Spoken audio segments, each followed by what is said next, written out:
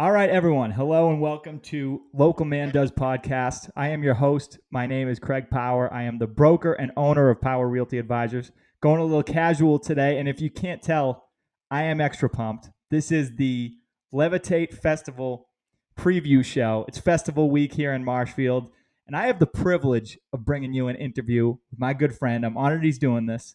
Drummer and a driving force behind the Elovaters, one of the world's best reggae bands, a South Shore-based reggae band at that. Here he is, Nick Asta, everybody. Nick, thanks for taking the time, buddy. Oh, dude, it's no problem at all. I'm so stoked to be here with you, Craig. I've been keeping up with your podcast. I've been seeing some old friends on here. Probably doing better than I'm going to do. But, Craig, we go way back, man. Yeah, What is it? Middle school? 6th grade, maybe? that's right. Yeah, Marshfield roots run Yep. deep, and now you're crushing it. You're touring the country, living that roadrunner lifestyle, Like that. Yeah. and exactly. And the elevator. I mean, I want to get into everything. The tour. The show coming up this weekend. I mean, if you don't mind me jumping right in, right? The elevators. You guys are continuing this sharp upward trajectory, and yet again, you're kind enough to take the time to join me on this often real estate centric, corporate stooge, corporate sellout podcast that I do. So thanks I'm the again. lucky one to be here on your podcast, Craig. You're the man. Yeah. You're the man. So this is obviously not a real estate episode, right? I have a lot I want to talk to you about, and before we even get into the show this weekend, which I imagine has to be a type of homecoming show for you guys. The tour so far. So I just saw you wrapped up a few dates in Maine, and then you popped out to Vail for a show. So I guess the question is like general feeling. You've been going. Are you coming into this Levitate show feeling fresh, or are you beat up? How's the tour going? Well, we were on tour for probably 3 or 4 months straight with some time at home, like 1 or 2 days at home, and then we'd fly back out. It's been nonstop for a while now, but I've been home for about 2 weeks now before this Levitate show, and I think we're all completely refreshed right now and in the mental zone, mentally strong and ready ready for the hometown throwdown show. So yeah, we're excited and we feel a lot better. We feel pretty refreshed right now. I love it. I love it. I was always curious if like I'm sure you have favorite songs in the catalog, right? Do you have a favorite opener you guys play or maybe something that's really hitting right now on the Well, tour? there's a song that we genuinely like to play first. It's off our brand new album Castles. It's called Shots Fired. It wasn't like a hit anything off the album, more of like a B-side song, like a deep cut, but it's just very up tempo. It's faster and melodic, so we like to come in, shooting from the hip and come in on a faster up tempo one and get the crowd going. So I love it. Fired we've been starting with a lot. Yeah, when you guys are like putting together the set list now, like what are you guys like talking about? Like what are the thoughts that go into like, okay, we want to, bring it up here down? Is there like a certain theory to it, or is it just sort of like feel you've been playing through the catalog? You have a pretty deep catalog at this point. You guys have been playing together Oh 8 years. Like, yeah, yeah, we have 3 full-length albums and a 5-song EP, which actually blows my mind how far it's come. I remember being a kid and just thinking to myself, if I could record just one album someday, I would feel accomplished. yeah, Now we're going on 3 full lengths, and yeah. But when we're writing a set list, we get to choose a song, any song from all those albums. So we're definitely keeping fans in mind and trying to do some older ones that are more popular, like Wind on My Back or Sunshine, and then the next dynamic to that is have the set list be like kind of like a roller coaster, like have its ups and downs. Like we try to think about, this song's slower, so the next song should be faster or yeah. heavier, and try to mix it up, but also try to use popular songs from each album. So that Yeah. Do you have a single favorite song that you're like, I feel like this is like the best song we've ever written? uh Yeah. Like, I know it probably goes back and forth, right? well, we have, honestly, I know this is gonna sound kind of like rehearsed, but I swear to God it's not. But we have a brand new song coming out that we haven't even announced yet, but it's coming out maybe probably next month, and I think it's our favorites, my favorite song of ours.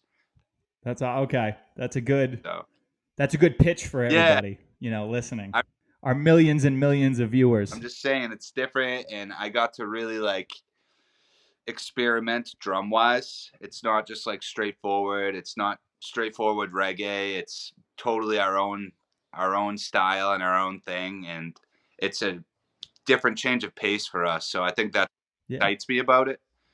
And Yeah, and sorry if I cut you off because I just had to ask. Like, I remember, stylistically, right? Your influences were always like rock drummers. When you were learning drums, I know you were a rock drummer. I remember sitting down at your drum set once and picking up the sticks, and they were like twice as heavy as any drumsticks I had ever is held. that And yeah, it was just a different thing. So I guess it's more of like a technique question, but at one point you were playing in Nashville, right? You were living in Nashville, playing a different style, like country alternative. And sorry if you anybody listening can hear my 13-month-old in the background. He's just a big fan. So, but no, I was just curious because the move into reggae, right? How was that development? Because I've always thought you've had sort of like a powerful style, oh, right? thank you. Yeah, Yeah. So definitely grew up listening to rock music, and then like middle school years that turned into punk music, some heavy punk stuff. I remember me and all my buddies would be listening to the Misfits and yeah, OFX and Rancid and bands like that, where it's like fast punk, but it's still melodic. And then what happened for me was NoFX was doing some reggae. Like a few of their yeah. songs are reggae. I think they might be making fun of it even, but it's just so good. And same with Rancid. And then Sublime came out. And I remember me and my dad, who's Bill Asta, by the way. I don't know if any mortgage gurus out there. Mortgage legend. I would say. I was gonna say professional, but legend is more like I it. remember he brought home the Sublime self-titled album one day, and we sat in the living room and just listened to it over and over and over. It feels like it was a year straight of us just listening to that album, and that's what really made me delve into more reggae is Yeah, Sublime. So I know it sounds a little cliche, Sublime. We're living on the South Shore of Massachusetts. But that's really what did it for me. It was yeah. like rock and roll, like Zeppelin, and then I discovered punk, and then Sublime and 311 came out, and then that's when I went like down the rabbit hole of reggae. That's the bridge. Yeah, Yeah. yeah. And so, I mean, you guys started playing together in 2014. By the way, I'm a big fan of the Smoking Bear logo. By the way, the OG Smoking Yeah. Bear. That was a My buddy clutch logo. Joel Leone did that. He made that. No Also, kidding. Yeah, our first album cover. It's like a shark with a skeleton inside, and the skeleton's holding a fish, which has a diamond inside of that. I remember we were like at a bar. It might have been Rafferty's, and Joel told me that idea, and my mind was blown. I'm like, yeah, how do artists think of these things? yeah. Because I mean, I I know. I mean, so I mentioned the Smoking Bear. Like I know you well enough to know you have an active role in the album art selection, right? Like Yeah, the inspiration for that. totally. Me and Jackson mostly we're coming up with concepts for art all the time. Jackson has a good eye for it, and also has amazing ideas. Like usually Jackson will come up with an idea and we'll send it out to an artist and they'll do their own rendering of it. And that's how we come up with like show posters or anything like Yeah. that for like we played at the Paradise Rock Club and Jackson had thought of this monster like taking over Boston and that's how that came up. So yeah, the art side of it is like me and Jackson, but working with really talented artists that can make our vision come to life. It's just always great visuals to go with the music. And I like one of the reasons I just wanted to mention you guys have been playing together for 8 years at this point is like the core of the band, you guys have achieved this level of tightness playing together so long. And like, we knew you were immediately good, right? But then by like 2019, 2020, your live performance was on that level that can only be really attained by osmosis over time, right? So I was just curious, like, if you remember these little stepping stones along the way, or does it just happen? Is it all just a blur and, you guys are just super tight all of a sudden? No, I think it's a blur for me, but I think it comes with just playing a million shows, playing the Yeah. songs Yeah. over and over. And then something happens when you're playing that same song over and over, where you feel there's a point where you feel comfortable enough to do something more creative, like a different drum fill in this part.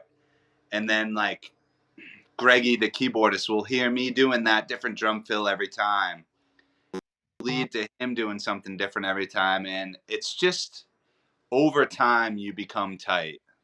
And you Yeah. really like have like telepathy with your bandmates at one point, where you just know where the next section of the song is going.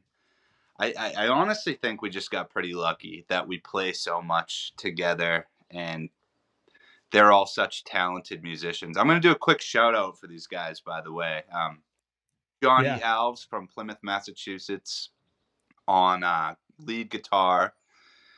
He actually comes from a pretty famous family. His uncle Joe Alves is Marky Mark's manager. So No yeah, kidding. like New Wow. Kids on the Block, all that stuff. When Johnny, my guitarist, was growing up, that he was like around all that, which is pretty crazy.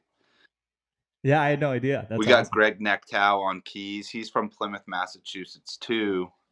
Matt Link on bass. He's from Myrtle Beach, South Carolina, and he moved up here to be in the band in maybe 4 or 5 years ago. Wow. Jackson Weatherby, obviously, our lead singer. He's from Duxbury and Kingston. And Derek Cabral is our percussion player. Kid's nasty. He's from Stoughton. So, yeah, we got a pretty eclectic group of guys. But Yeah. I think off No, subject that's here, Craig. Missed the what's question up. about why you were saying why are we so tight or something, or how. Yeah, no, yeah, yeah. I mean, you answered it, right? Because it is. I'm sure it is sort of just a blur, and it's just a matter of putting Yeah. in literally hundreds and hundreds of Yeah. hours together, About in the studio or the funny live. thing about that question is like I always think other bands are tighter than us, and it's a motivating factor for us to practice or be tighter, because you can never be as good as you want to be. Like there's no like stopping from just being the best you can be. That goes for anything in life, really. You just Yeah. always got to keep working hard. So to hear you say like you guys are super tight and stuff, it's a huge compliment, but at the same time I'm like, "Oh, we got to be better. We got to be better." Yeah, no, I mean yeah, it's you guys definitely and it showed. I thought it showed over time. I mean, I thought you were super tight immediately, but it's still you can sense it like over the years. It's really cool. And I wanted to ask you about venues. Um, you know, so you're halfway through the summer tour, right? I mean, it's basically the summer tour that started in um Yep. April, right? So you were at Red Rocks Yep. last month. I mean, iconic venue. I was curious, like, what's your favorite venue to play, and if you had any hidden gems or anything like that. Well, Red Rocks is definitely played. It's just so beautiful, and it sounds kind of corny, but a very magical spot. I hate that word magical. But when people say it about Red Rocks, I roll my eyes. But when I got there, I understood. It's Red Rocks was by far the coolest place I've ever played. And then we played the some ballroom in Chicago. I think it was called the Aragon Ballroom in Chicago, and that was my second favorite place I've ever played. We opened for Stick Figure on that show as well, and I think there was about 4,000 people there. The energy was through the roof. Chicago was super cool. And then I always loved being in California.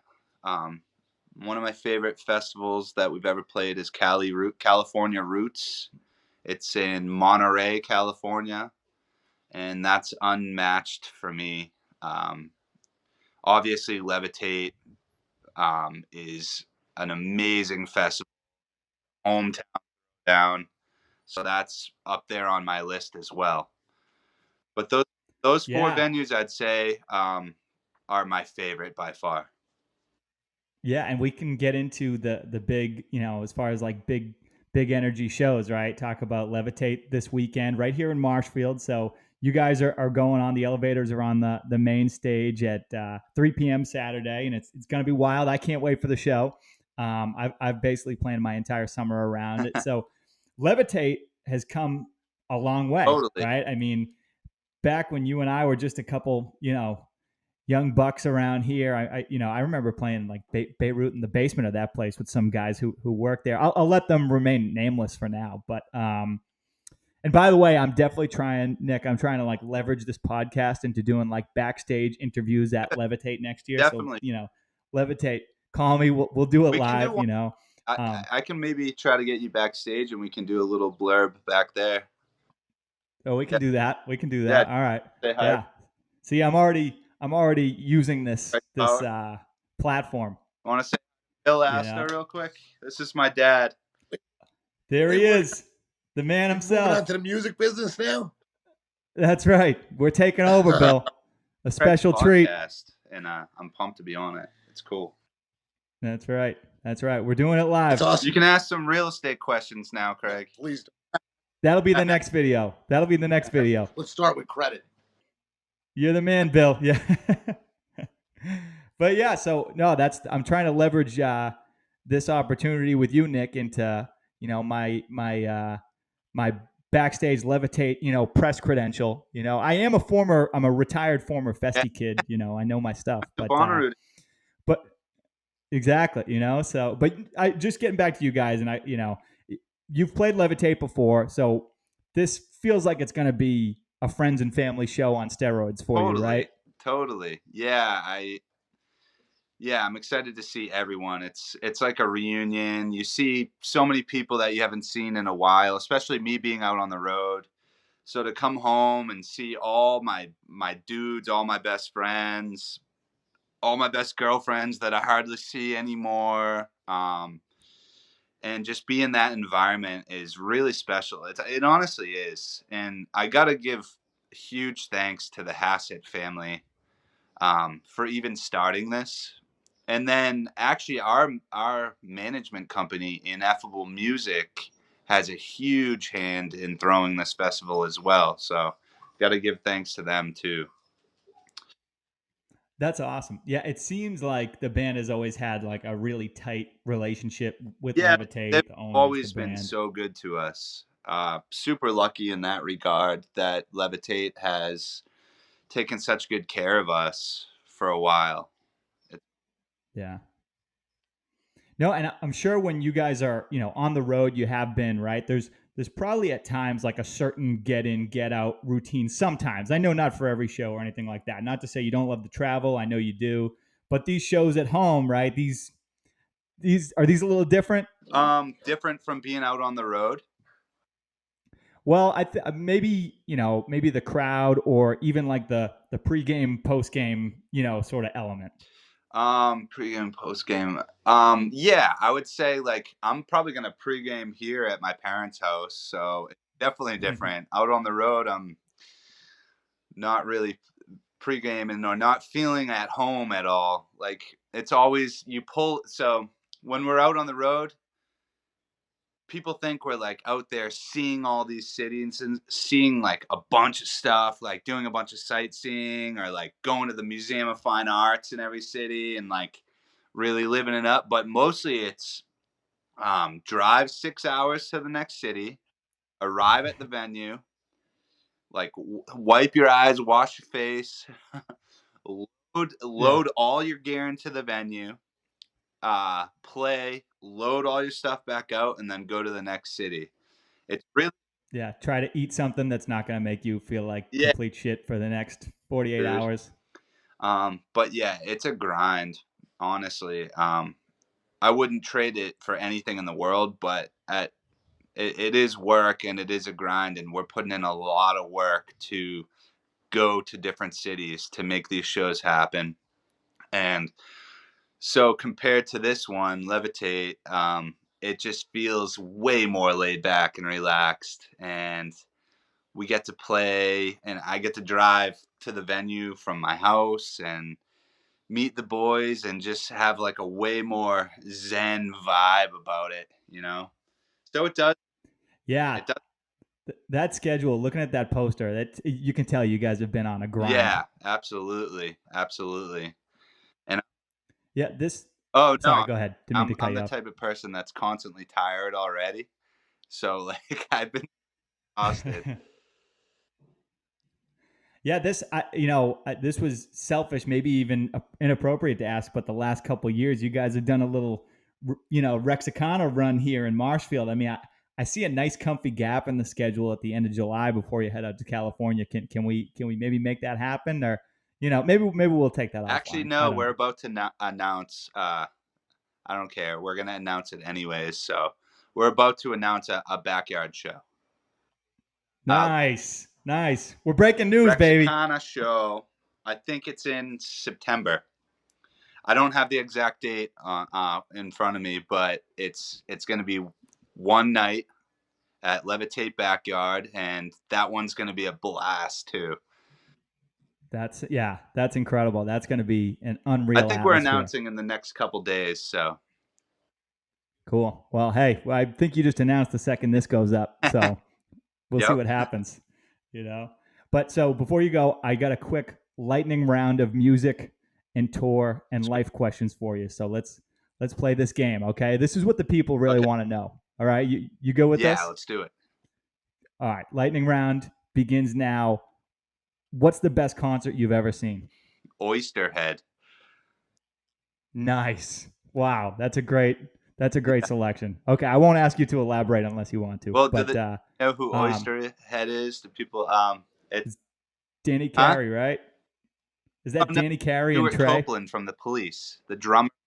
Jesus Christ. Trey Anastasio from Fish is the lead guitarist, and what's the guy's name from Primus? The big Les Claypool. bassist. Yeah. So it's them three. I saw them at Peach Music Festival in Pennsylvania last year. It was mind blowing. That's a bucket list show. That's incredible. You would love them. Come here. Oh yeah. Who makes the best pizza in Marshfield? Ooh, I don't want to offend anybody. I think the Bridgeway. Yeah, all right. Good selection. I'm a Poopsies guy myself, but not my interview. Who drives the tour bus when the elevators are on the road the most? You'll never guess. Me. It's you. Me and our merch guy, Brian King. Yeah, nice. The boss. Nice. He'll drive 15 hours straight without even complaining. Just a couple Red Bulls and he's good to go. Love it. Pearl Jam or STP? STP. Love it. That's They're one of confirmed. Okay. Beast. What's the best electric guitar shape or style, like Telecaster, Les Paul? Do you have an opinion on that? I like Telecasters the most, but I'm venturing into the Les Paul world. Yeah, that's your years in Nashville showing. People might be mad, but I don't like Stratocasters. The volume gets in the way of my strumming. Yeah, you are a multi-instrumentalist, so what other, I think this is the last one, what other band are you excited to see at Levitate this weekend? There's a few. I'm really excited to see Old Crow Medicine Show. Way into them, especially when I lived in Nashville, and now I've never seen them, so I'm excited to see them. I'm just gonna be that obnoxious guy up front going wagon wheel. Perfect. Perfect. Well, dude, thank you again for doing this. I mean, that's the lightning round, and again, elevators go on at 3 p.m. A little after 3 this Saturday at Levitate Festival, guys, and actually, yeah. So everybody's going to be there, by the way. And Nick, I wanted to say on a serious note, we played music together a long time ago. We've talked music even more, and I vividly remember you always had this dream of like you said, putting together an album and touring the country. You always wanted to go on tour, and you've done an incredible job building that life for yourself. So, and I'm proud of you going for it, man. And I've been living vicariously through you for a long time. I'm going to continue to do just that. So, all the credit in the world to you. I know you'll knock them dead this weekend at Levitate and well beyond that. So, thank you again for joining me, buddy. Craig, that means a lot to me, man. Yeah, I've known you for a while, and I just want to say I'm proud of you as well. You got the new baby. You got a great wife. You're doing great in your career. My dad says so. And I'm really happy for you, man. This was Thank you so much, buddy. Thanks again for taking the time. That's the podcast. I hope you weren't here for another real estate market update. There's only so much to say, guys. Thanks for listening and watching. I'm Craig Power with Power Realty Advisors. He's Nick Asta. Please contact me anytime. Craig at powerrealtyboston.com. Everybody have a great weekend at Levitate, and I'll see you out there. Bye-bye.